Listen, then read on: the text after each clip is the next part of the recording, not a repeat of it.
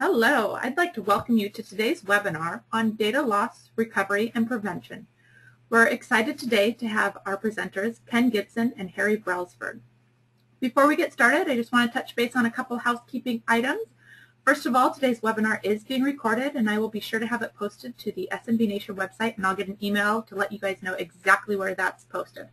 Also, we encourage questions, so be sure to use the questions feature within the webinar system, and we'll address those at the end of the webinar. Now I'd like to introduce Harry Brelsford to get us underway. All right. Well, thank you very much, Jennifer Hallmark. We're coming to you from Bainbridge Island, Washington, the headquarters of SMB Nation. It's our weekly webinar where we kind of weave in both a business and a technical message each week on a Thursday at 10 a.m. Pacific. That's just after lunch over on the East Coast. In fact, we have a person present at the ASCII event right now in Boston. So it's coming up on, 1 p.m. out in Boston at the ASCII event. Over in Europe, it's the late afternoon, early evening this time of year. So thank you for joining us. We realize that now more than ever your time is valuable, and you've given us some of your time, so I appreciate it. Once again, be sure to use the chat feature to ask your questions, and Jennifer Hallmark in the control room will present those, and we'll take those. We'll take them straight on. We have a giveaway today, so that will be a random drawing for someone who stays through the entire webinar until the end, when we can give away the BlackBerry phone. So that's really cool. It's the new X10. There's not too many of those on the market. And then finally, a shout out for the SMB Nation Spring Conference, the 7th annual Spring Conference. It's at Microsoft Redmond, if that's on your bucket list, to come on out here and come to Mecca, Microsoft Redmond, May 3rd through 5th, 7th Annual Spring Conference. You can learn more at spring.smbnation.com. And hey, Jenny, we had breaking news today that the Microsoft Princess, Melanie Goss, will be there, as well as Mr. Magic, Jay Weiss. So it's going to be a lot of fun over 3 days.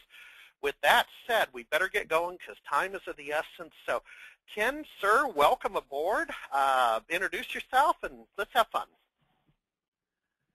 Well, thank you, Harry. I appreciate the opportunity. As Harry mentioned, my name is Ken Gibson, and I am the Partnership Channel Manager here at Kroll OnTrack.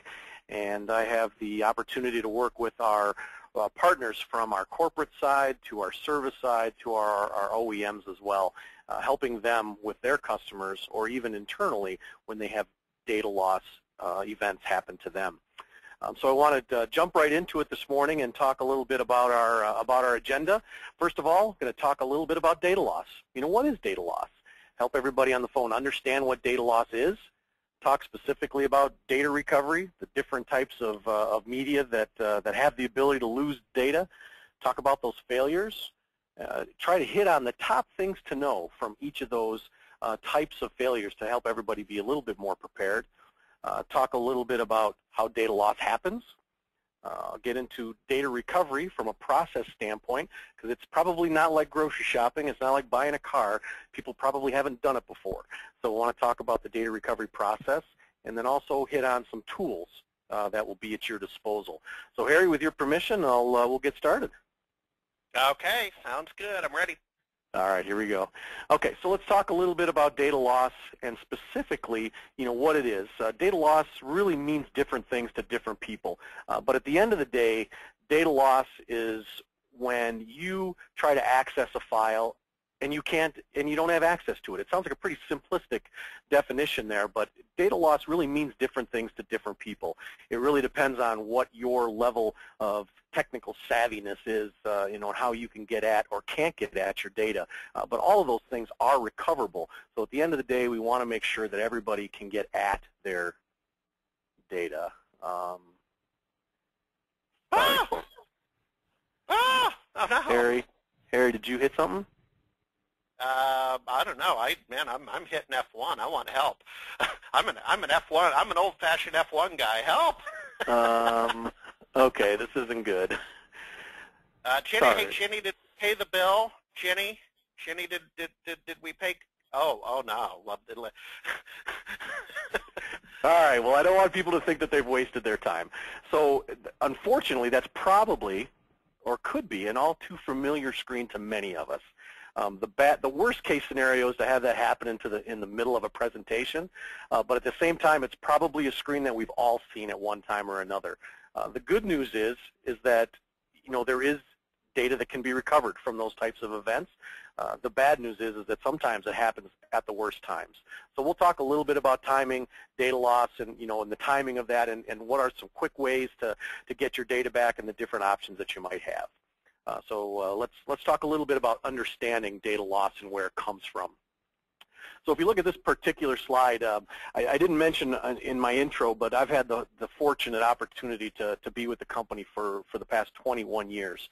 And in those years, I've seen a lot of different things and seen these statistics change over that time. So if you look at this particular graph, you see that hardware failure is about 44% of the failures that we see. And 32% of the time, it's human error. Software malfunction being 14%, viruses, natural disasters, being a smaller percentage. That human error component, that 32% of data loss, that number continues to grow, and the hardware failure steadily has declined over the years, and we'll talk about the reason behind that here in just a few slides. So let's talk a little bit about the cost of downtime. So why should the people on the phone care? Most of the time it's not their money that may be lost. It's not their responsibility to pay out the dollars when their company might lose data. But at the end of the day, here in North America, if you look at the IT impact, $26.5 billion per year in downtime costs for companies, a pretty staggering amount. And if you think about what happens to those companies during that time, that if they have an outage that lasts for more than 10 days, most of those companies can't recover financially, and half of the companies that happens to during that time, they'll be out of business within the next 5 years. So data loss, very impactful to our day-to-day lives and the survival of companies as they grow. But where does data loss start? Let's talk a little bit about the human error. Is it something that people are doing on purpose? Not at all. Most of this is not malicious in any sense of the form. It's simply accidental deletion. They thought they were deleting folder A, and they turned out they were deleting folder B. Storage reformats. Hey, I've got this storage system. There's some stuff on it. I want to use it in another environment, and then, oh my gosh, that wasn't what I was supposed to get rid of. Overwritten data. Many people back up data to tapes. Well, when tapes end, they rewind and they continue to be used. So in those cases, the beginning of that tape is overwritten. Disaster recovery errors. They think that holding up a hard drive that's wet and drying it off with a hairdryer is sufficient. And then also software reinstallation. The guy at the IT company told me, reinstall my programs and I'll be fine. So all things that are errors but are correctable. It's like anything else. It needs education. So that's one of the goals here today. Well, and Ken, what I would tell you on the human error mistake, I had a conversation just yesterday about CRM and the adoption rates, and we've gone through a couple different versions of CRM, and here's my point: is you're dealing with humans. So had a long time ago we were on CRM package A, and everybody's like, oh, package A isn't any good if we only have package B. We go to package B, and not only do people still make mistakes, which I understand, but they also don't record their calls and their notes and their opportunities. I'm like, well, I thought you said package B, and the point is, Ken, we're dealing with humans. It's cultural, and I get it. It all ties into what you're saying here. Yeah, no, and you actually bring me to another point. A lot of times people ask if our business is seasonal, and we do see more data recovery opportunities. It is our busier time in the heat of the summer.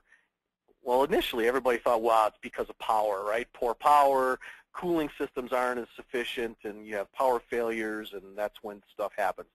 Well, if you think of it from the human side, when do all people go on vacation? When do the main IT people, the main people that are taking care of our stuff, where are they during the summer months? A lot of them take vacation. So do they have bad people working on and securing the data? No, not at all. But they have people that are less experienced. It might not be their forte to migrate data from one device to another. so mistakes are just more prone to happen. So like you said, Harry, it's the user error, it's the interaction, it's a mistake, and people make them. Absolutely. Moving on. Moving on. So let's talk a little bit about where data loss starts. So some of that we just touched on a little bit, and that's project mistakes. So that's data migration. It's things where when data is becoming more mobile. We're trying to consolidate our servers. We're trying to virtualize everything. That's the way to go. We're updating, we're upgrading our equipment. We're migrating data from one device to another. When data becomes more mobile, it's prone to more chances of data loss. But it's not always the hardware side. Sometimes software corruption happens. There's a glitch in the software, right? It's possible. Humans develop the code. There's a possibility of having problems. So what happens when data becomes corrupt? Well, one of the most common is when directory information is scrambled. Data still resides on the device, but the thing that points to the data is gone. The best analogy is to take a book. If you take a book and rip off the cover, take out the table of contents, rip off the page numbers, shuffle those pages, and then throw them into a box, that's the type of work that our team does when they have to do a software corruption type of a recovery. We need to rebuild that table of contents. We need to figure out what page comes after page 1. Where is page 1? You know, that's really the puzzle that we're dealt when data recovery needs to happen from some type of a software corruption. So let's talk a little bit about media failure. Let's have pictures. So if you look at the picture on the left is what is considered a hard drive crash. The picture on the right is what is also considered a hard drive crash. So for a moment here, if you look at this right-hand picture, you can see that there's kind of a glossy, very reflective surface with a crash that goes around towards the inner track. That is a head crash. If you look at the device on the left, same device, doesn't look very reflective. It doesn't have that smooth layer like the one on the right does. This particular device is crashed all the way from the inner part of the platter all the way to the outside. So the good news with the device on the right is that data recovery is possible. This device was shut down before it got too bad. So we can recover data from the beginning of the crash all the way out, and then also from the inner portion to the crash. Lots of data recoverable. Unfortunately, the device on the left, there is no recovery possible off of this surface of the platter. There is no data. We could take a vacuum cleaner and vacuum out the grounds that came off of the platter, and I'll show that to you in a second. But unfortunately, this device, no possibility for recovery.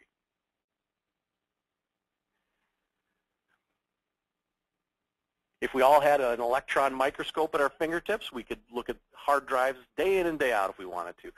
But that's something that's a little harder to come by. So let's look at a hard drive through an electron microscope. The picture on the left depicts a drive that has a head problem, and you can see where it looks like it's been dented here and here. And in those two places, this particular device was from a laptop. So somebody dropped the laptop when it was in use, and the result was the head that reads the data bounced off the surface, and in that case created data loss. Data is unrecoverable from those two sections. The device on the right is actually suffering from a head crash. So the picture before, this is what it looks like through an electron microscope. Data is unrecoverable on these black bands. So back to our vacuum cleaner. The customer that all they can get back is a baggie with their data because unfortunately it's been ground up. If you look at this particular photo, you will see all of the powder that's inside. This particular drive crashed and it was continued to let run. The drive ran and ran and ran, and unfortunately the data was ground off of the surface of the platters. Nothing recoverable in this particular device. So heat, what does heat do to hard drives? If you look at the device on the left, you can see it got so hot in this particular environment that the surface began to flake off. All of the data in this particular drive is flaked off of the media surface itself. The picture on the right, the device is beginning to warp. And in these cases, we can still recover data from this device as long as that surface remains intact. Water damage, again, back to our mistake of trying to dry it out with a hairdryer.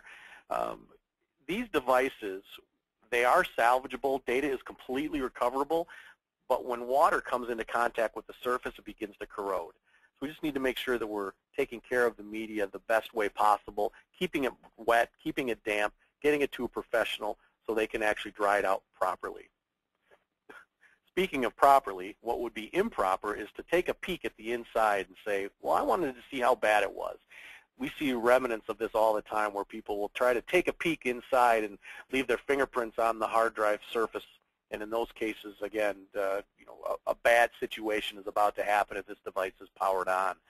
You really need to do it in a proper environment, which we'll talk about here in a second. So one of the more famous, if you will, recoveries that we've done is a recovery for the Space Shuttle Columbia, and that particular recovery happened obviously when that catastrophe occurred, and the hard drive was found at the bottom of a dried up lake bed and had been there for about 6 months. And the good news there is we were able to basically refurbish, if you will, the surface of the hard drive, recover the data, and get 99% of that data back so the scientists could complete their recovery and get those statistics that were on that hard drive published. So again, a very famous recovery for us, but certainly a tragic situation. So what are some things to keep in mind? What do we get out of what we've learned about hard drives and recovery? And really, it's be aware of what your disaster recovery plan is. Know how long it's going to take somebody to respond. Who is the go-to person? Be careful about forcing media back online. If there's a hard drive and it has physical problems, trying to run software utilities is certainly a recipe for data loss. You want to make sure that you're never utilizing software when it's a hardware problem. And then also restoring of backups. Make sure that if you're going to go to your backup, don't restore it to the original system. If you go to a backup and restore it to the original system, you're now overwriting a possibility for recovery. Try to use a unique system for your backup to make sure that you can get at that data. And then if you've got a system that's working fine, but data has disappeared, turn off the system. Don't try to find that data by writing to the device, because you could be overwriting data that is existing there. You could be making a problem worse. Try to diagnose the problem without actually booting the computer itself. Ken, I initially thought, I misheard, and it just seemed like such a soft. I thought you initially said, be careful what you ask for, and you said, be aware. That's exactly right. That is exactly right. Somewhere in your storytelling, there is that saying, be careful what you ask for, you might just get it. It is. A lot of people use Home Depot as a do-it-yourself place. Hard drives are not dealt with at Home Depot. There's a reason for that. There's certain environments that they need to be dealt with in, and we're going to talk about that in a second. But that's right. You got to be careful. Cool. So let's talk a little bit about virtualization. It's certainly a buzzword. Their companies are becoming more virtualized. Well, what's really happening is you're using software to increase the reach of your data, to make it more accessible to employees, to not require more hard drives. You're virtualizing your hard drives to make them more accessible, to be able to add more storage without necessarily adding more hard drives. The problem is that file system corruption, when that happens, it impacts more and more people. Deleted virtual machines are things that we begin to see.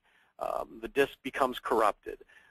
RAID devices have hardware failures, but when everything is virtualized, you're just inflaming a situation and making it worse. And then finally, deleted or corrupted files, they've got virtually stored systems inside of them, so it just really magnifies that problem. So we'll talk here for a second about how to work on those types of situations. And the first one is, if you're going to restore virtualized corruption, you want to do it to a different volume. This makes sure that what you're backing up, you're not overwriting at the same time. Don't delete files prior to a data recovery event. those files could help solve the problem or solve the puzzle of how that data was constructed. If it was a RAID problem, make sure you test that backup. A backup is only as good as the last time you tested it. We have a lot of people that send us tapes for recovery, and most people thought, well, if you have a good tape, you don't need data recovery anymore because that's your backup. Well, when's the last time you tested that backup? A backup is only as good as the last time you tested it. People will always find, well, it's not being done correctly, or it's not backing up the right data, or it doesn't work. The tape is bad. And a lot of that you don't find out until you go through that test. And then one of the things that I'm really trying to harp on here is making sure that you don't use software on physical problems. Software only handles structural problems. If the disk doesn't operate correctly, there's no software product out there that's going to be able to fix it.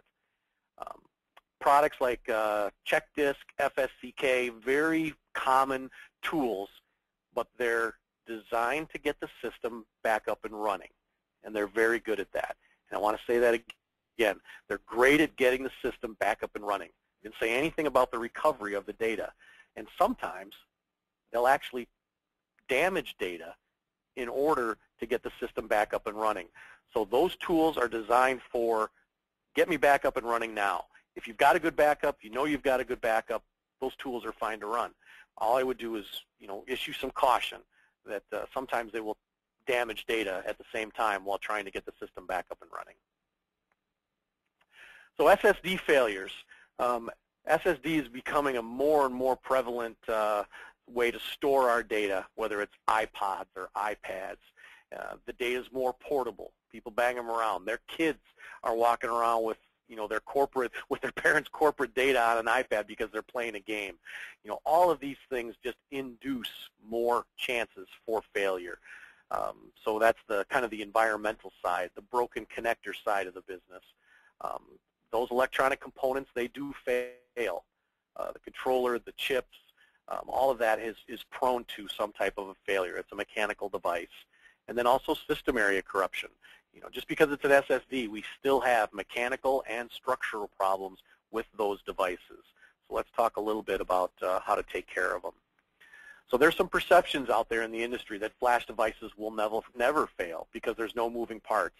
Not the case. Flash devices are set up and really designed to have an end of life. So they need to make sure that they're backed up just like anything else. They are affected by heat and cold and magnetism. Data is not permanent on those devices. They do fail at the end of life. I mentioned the physical and logical problems. All of them have some type of data encryption.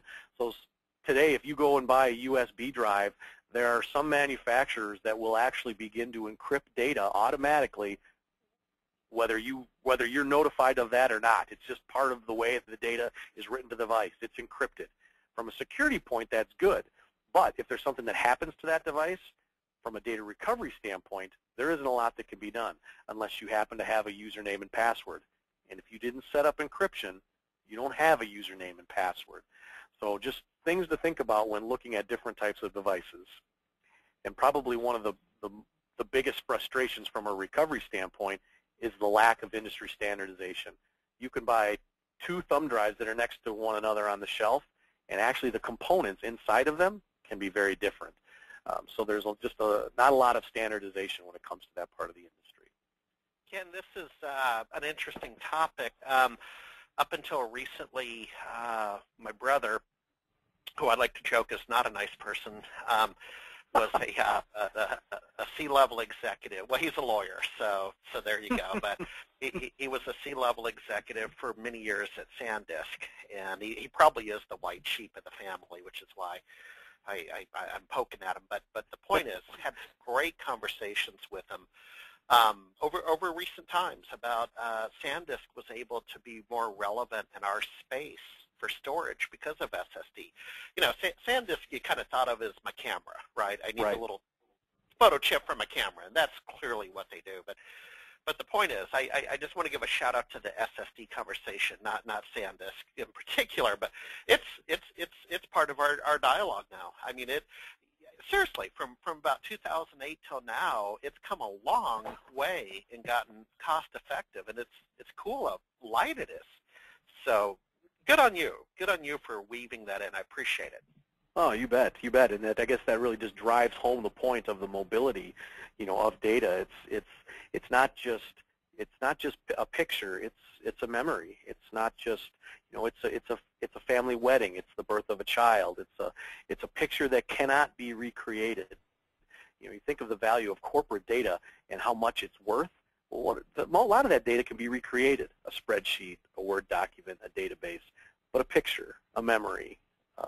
Yeah. The first steps that my child took, you cannot recreate those things. And now they're on these little tiny cards that walk around with you every single day. So it's a great point. Exactly. I mean, if you don't mind, and maybe one of your deck revisions, I'll leave it up to you. But there was a kind of a dark, sinister movie with Robin Williams called what was it, Photoshop or Photo?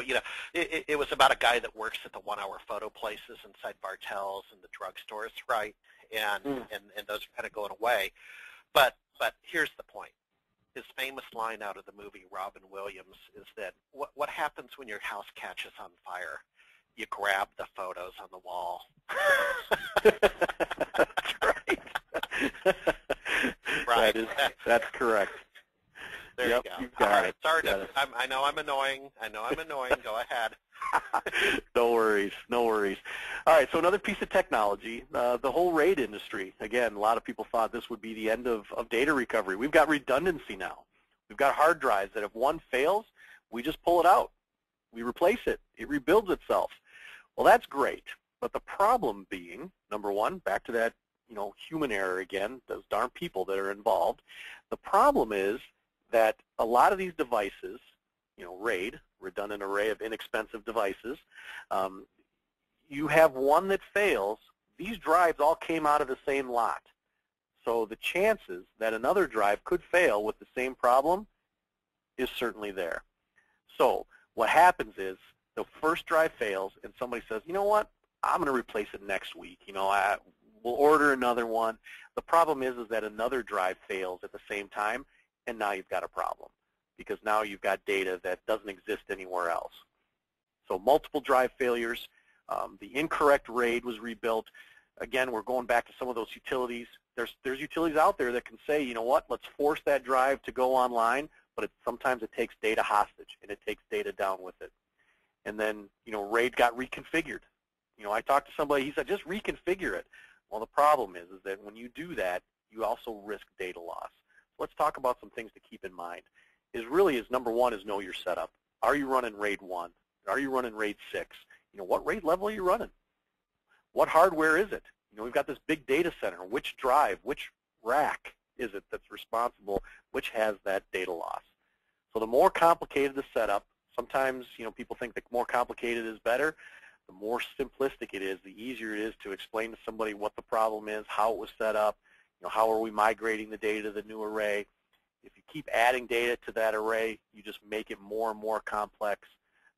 Keep it simple, is really some of the best advice that we could give. So another buzzword, we're full of buzzwords today, the cloud. And as I look out my window here in Minneapolis, not only do we have cloud, but we have snow, unfortunately, in mid-April. Sorry, I digress. The data center really nowadays has a new home, especially for many of us at home where we're going to trust our data to the cloud. So we store movies, we store pictures, data is in the cloud. The cloud is really the reality. But I guess my question to the group is, what makes up the cloud storage? Well, it's the same devices that we've been talking about since we started today. It's hard drives, it's SSDs. That's where the data is stored. So you may not have to manage the data, but now you're relying on somebody else to manage that data. So the things to keep in mind about storing data in the cloud is really understand what you're signing when you start to migrate data. Review your service level agreement with them. Who's responsible for the data, and really to what level are they responsible? What level of data recovery do they cover? It's still an evolving technology. It's changing, it's improving, it's getting better, but you just need to make sure that you know where does their responsibility start and where does it stop. It's kind of like a hard drive. If you call the manufacturer back, they can replace the hard drive, but they'll tell you they're not responsible for the data. Our experience with some cloud providers is very similar. They're going to tell you that we've got your data, we're responsible for keeping the equipment up to date, but the actual data itself, if something were to happen, again, review your SLA and understand what their responsibility is, where theirs stops and where yours starts. So 4 critical rules in a data loss situation is, number 1, control the situation.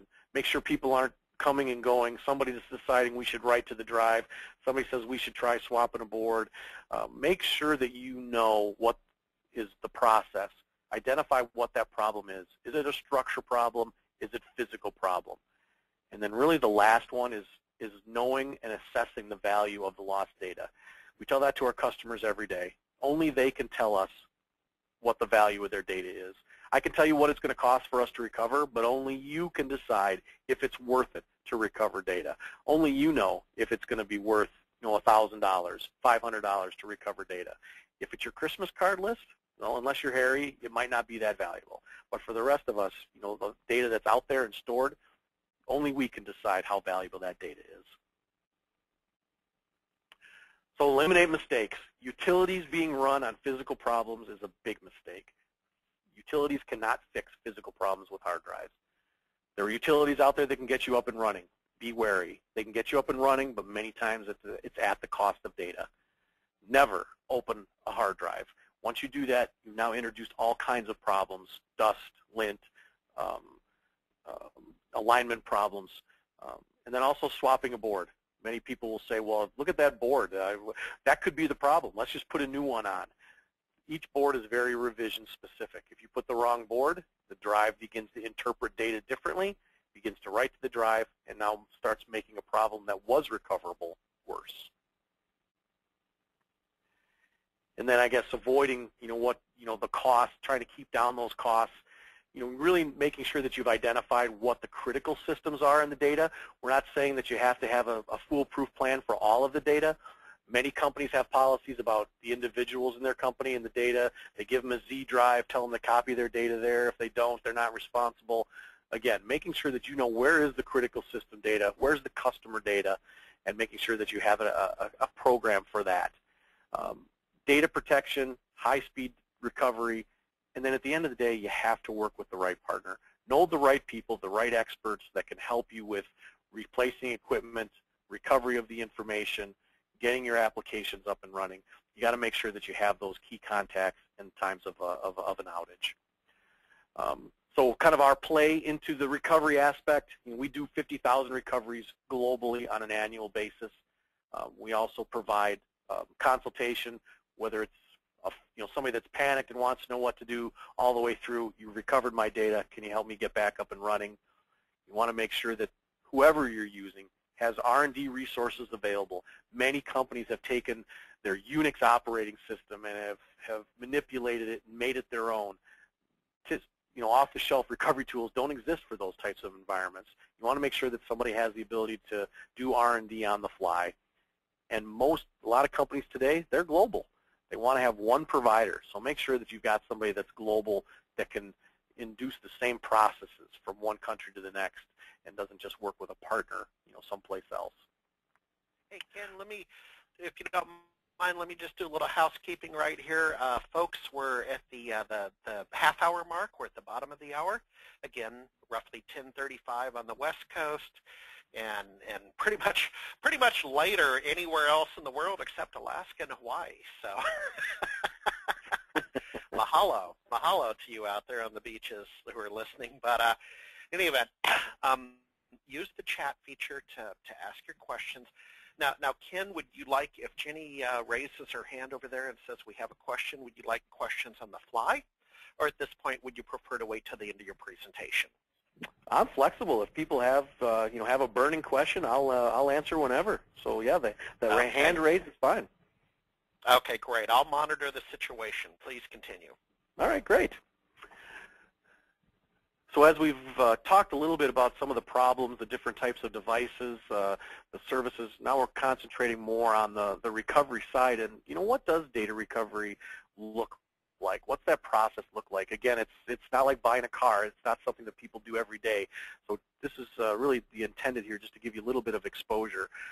So the front end of our service is a consultation where we'll really understand what the data loss is and talk about different options, different service levels. Hey, I need my data back tomorrow, or you know what, I just need to have the data. So we have different service levels and pricing, of course, to meet really every budget.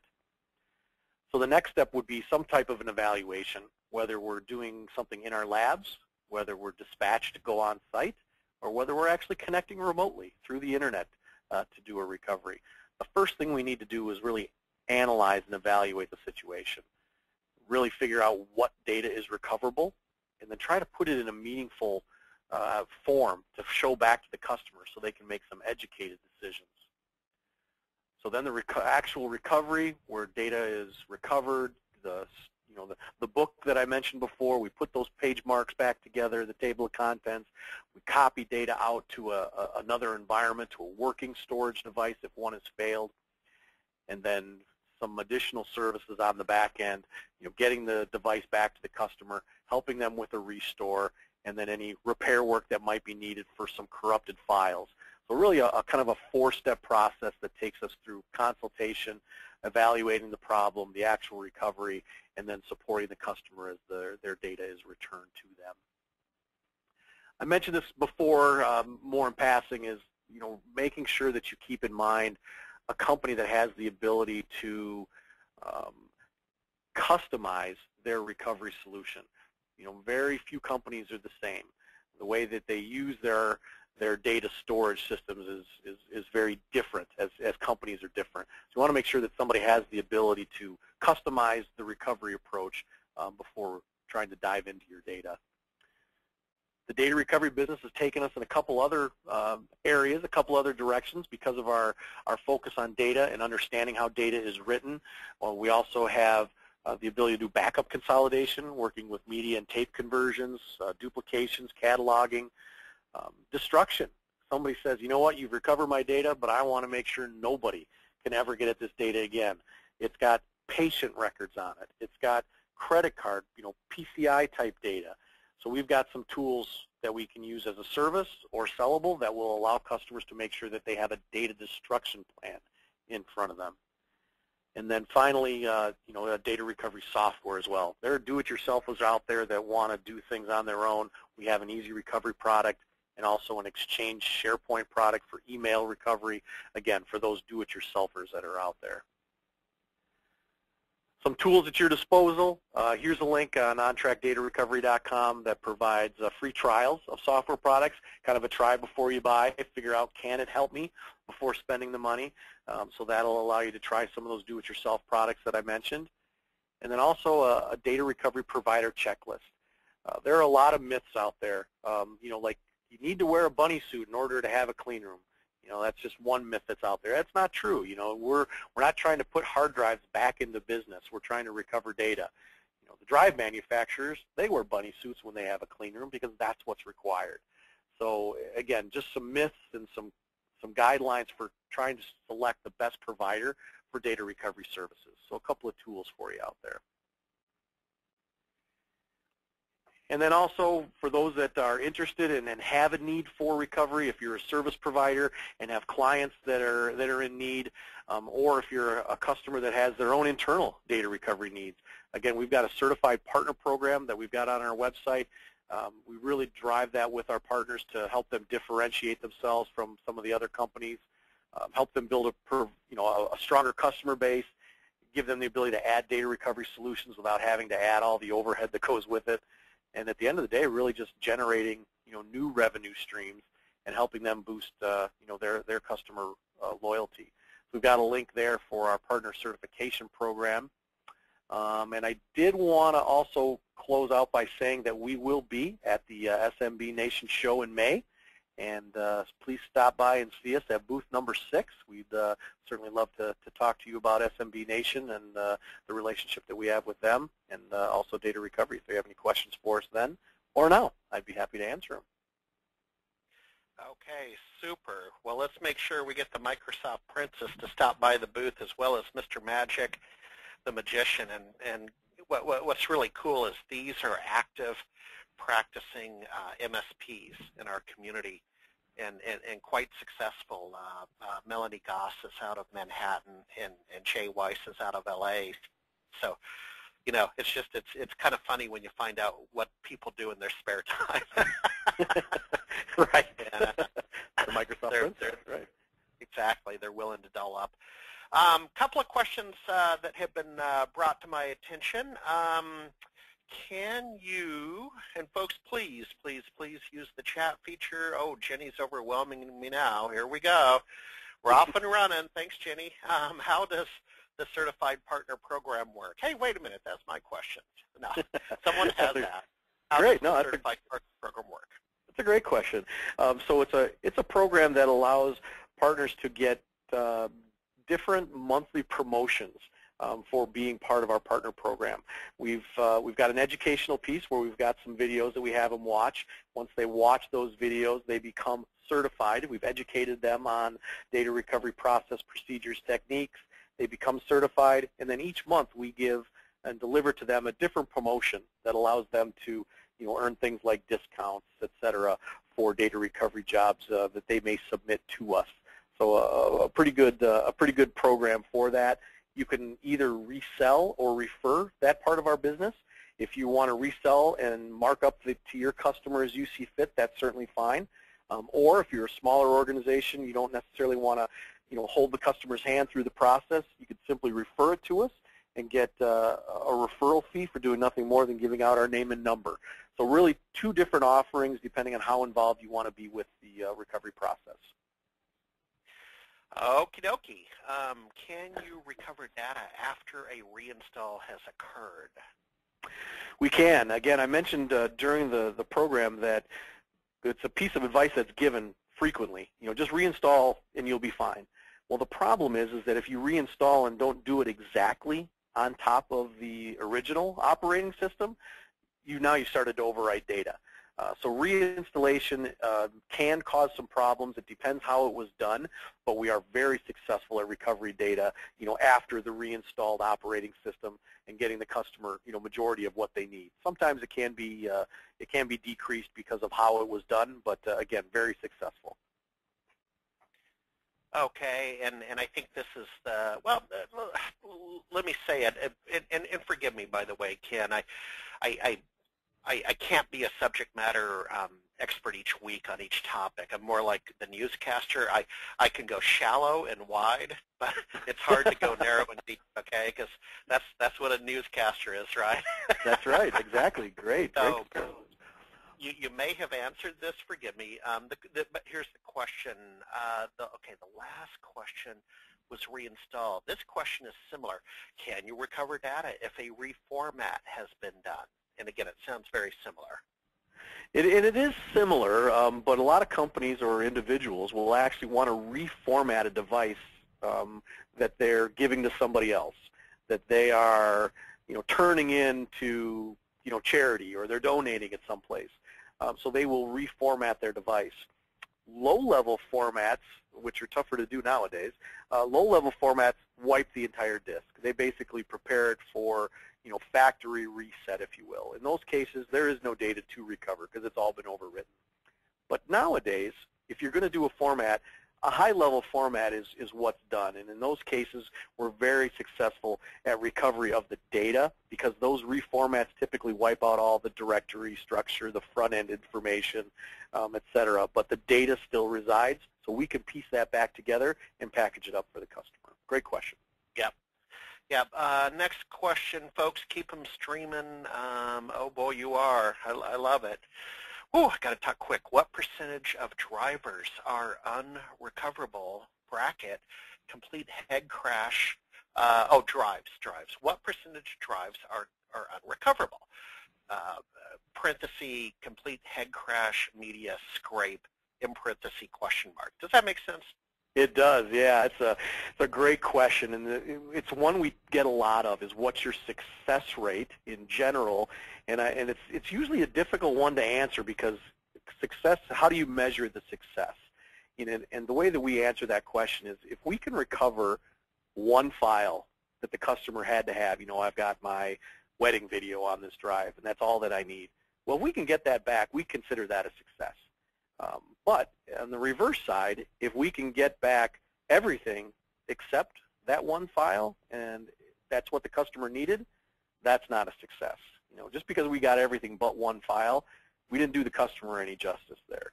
So we tend to measure on customer, on the customer success rather than our own success.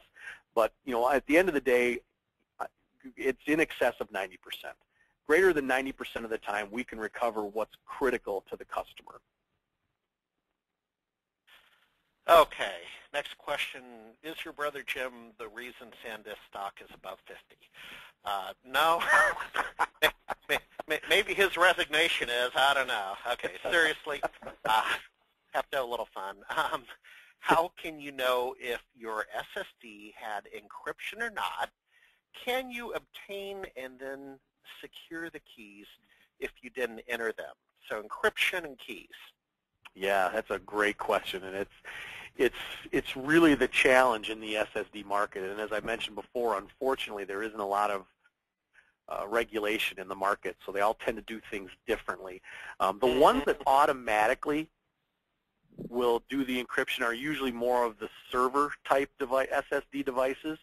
The ones that you purchase, thumb drives, etc. In those particular cases, there's usually a question: do you want to, encrypt the data, that you're writing to this device? And in those cases, they're making you do a username and password. In those cases, though, if the username and password is not known, regardless of what the failure is, and if they don't have the username and password, we're very limited in what we can do. We can fix the device, we can image it to another device, we can send it back to the customer, but they're still going to need to know what their username and password is.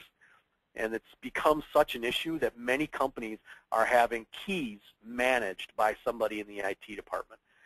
So we do have relationships with many of the manufacturers and the corporations where we'll issue what's called a challenge response, where we'll tell them what the device is telling us. They then come back and say, okay, enter this code. What does it say now? And so it's one of those things where we're not the rightful owner, but because we know the rightful owner, we're allowed to get access. So it's not cut and dry, but I would say ask questions. You need to ask questions about the device itself to find out whether or not it's automatically encrypted or whether it's an option. Okay, next question. Your customer comes to you and says, we formatted our Exchange database hard drive by accident. The drives didn't crash. Can OnTrack recover this type of issue? So we're talking about Microsoft Exchange email. Yep. So that's a great question and one that can be assisted with our Power Controls utility. The one that I talked about, it's a do-it-yourself product. It has the ability to do recovery from those Exchange databases. If it is a very severe case, though, where software needs to make some educated decisions. It needs to make some assumptions when it's running because it doesn't have a decision tree like an engineer has in their brain. So software can do some things at a basic level, but if it gets too severe, then yes, we're very successful at those types of recoveries when we've got an engineer making those educated decisions. So definitely something that we could help with. Well, and you raise a valid point. Let me go back to my CRM example.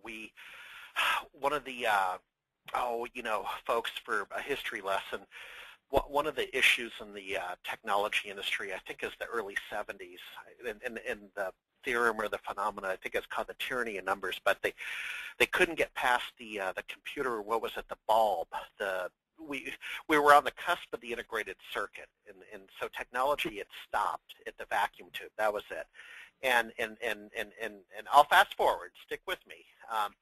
What we encounter in terms of intelligent decisions is business cards. When we go to a trade show such as yourself and you come back with a stack of business cards, you can use ScanSnap and get it in, and you can even get it into Salesforce, but it can't make the decisions on, is it a lead, is it tied to an existing account? You see what I'm saying? That Great example. You know what I'm saying? And it's Yep. And until we solve it, it's like the tyranny of numbers. We're stuck. you have to manually get this stuff in CRM. So Yep. No, that's a great example. Hope this makes sense. But yep. Okay. Yep. Next question. Okay, looks like I've scrolled down the questions that were submitted by the individuals, folks. If you have any more questions, we have just a few minutes left. Ken, I had a question, and you may have gone over it, but can you tell us in terms of it's actually your third point down there, generate new revenue streams and boost customer loyalty. Can we go one layer deeper in terms of the margins and how one makes money? So I'm an MSP, I want to work with you. Is it like a distributor where I'm kind of getting a couple points off, 2-3 points off, or how do I make money with you? Yep. I appreciate you asking that question. So as I did mention, there are two options. So you can either resell or refer. So to talk again, though, you said to step down another layer. So let's do that. So in the resell model, what we would do is we would give you a 15% discount off of our list price. Our average case, is probably about $1,200. So you're getting 15% off, but the amount that you mark it up to the customer, that's your decision on how you want to handle that. Because there's probably a lot of other things that you're doing for that customer that we don't do. Collection of the media, selling them new media, reinstalling the data, cleaning the data, upgrading their system, all these things that we don't touch. All we do is recover the data. So justifying the markup, that's the business that you all are into. So we give you that 15% off, but we've seen our resellers mark that up 15, 20, 30%. It really depends on the customer, and you have that control and that ability to do that. The referral side, again, we're doing all the contracting with the customer for the recovery, so we are going to give you 10%, and basically you're giving out our name and number. So again, it's a small revenue stream. It's a little more fixed, but at the same time you're still providing that invaluable service to the customer, pointing them in the right direction, and you're getting a piece of that for doing just that. Yep, and that's almost a longer conversation. In fact, let's pick it up at the spring conference on our guys. I was just in this conversation yesterday. Are they a reseller or are they a referral source? And then that got into the whole debate about the 5 titles in our industry: MSP, IT Pro, VAR, VAP, computer guy. Right. Yeah. And the bottom line is it's some of both. No one's wrong. Both are true. Right. That they're both resellers and referral people. Right. So well, that said, sorry to interrupt you here, but that does bring up a good point. Yeah. You can actually be either. You don't have to just refer business or say, well, I'm going to resell every time. It could depend on the customer. This could be a big customer of yours. You want to hold their hand all the way through it. Great, resell. But you could have another one, I don't even know if this guy is really not even a fit for me. He's not going to be a customer. Maybe in that case, you just want to refer it. So again, you have that flexibility on a case-by-case. So thank you for bringing that up. Absolutely. All right, let's bring it home. Thank you very much, Ken. We have an award winner. So we have Jenny's notifying me. Jenny's saying, okay, Charles Taylor. Sir, you've been randomly drawn to win the BlackBerry Z10. Charles will be in touch with you. Heather from our office will be in touch with you. If you haven't read, there's a little bit of a backlog. We haven't received our Z10s yet, so bear with us. It's like the old childhood cereal thing where you have to wait 4 to 6 weeks for your decoder ring. Because they are literally just out on the market. But congratulations, Charles Taylor. Don't forget to come see all of us, Kroll OnTrack and SMB Nation and the Microsoft Princess. I'm going to have her stop by your booth at the 7th Annual SMB Nation Spring Show, Microsoft Redmond, May 3rd through 5th. It's just a little over 2 weeks out, so hop on those airline tickets, and we'll see you here. Ken, any final comments and shout-outs? It looks like you have your contact information, sir. I do. Again, Harry, I appreciate the opportunity, and we look forward to seeing everybody out at SMB Nation. And data loss is inevitable, so just have a plan in place, and we'd love to be part of that plan. Thanks again. All right. You betcha. Well, folks, have a great day. Thank you for attending.